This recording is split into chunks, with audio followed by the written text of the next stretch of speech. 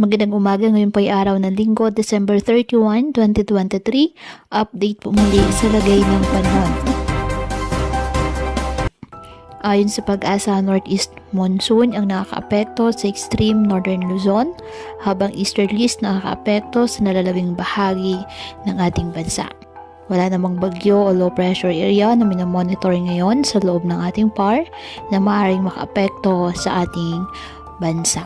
Ngayong araw, dahil po sa easterlies, ang Albay, Sorsogon at Catanduanes asahan na maulap na kalangitan na may kalat-kalat na pag-ulan at thunderstorms, at ang Batanes at Babuyan Islands asahan ang bahagyang maulap hanggang sa maulap na kalangitan with isolated light rains dahil po sa amihan.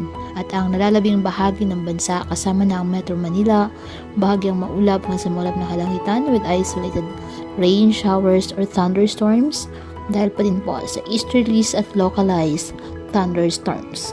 Kaya patuloy po na pinag-iingat ang ating mga kababayan sa banta ng mga pagbaha at pag-uho ng lupa, at ugaliin na magdala palagi ng payong o kahit anumang panangga sa ulan sa tuwing lalabas ng ating mga tahanan. At yan po muna ang update sa lagay ng panahon ngayong araw. Muli patuloy po tayo na mag-ingat at palaging tandaan, God loves you. Stay safe and God bless.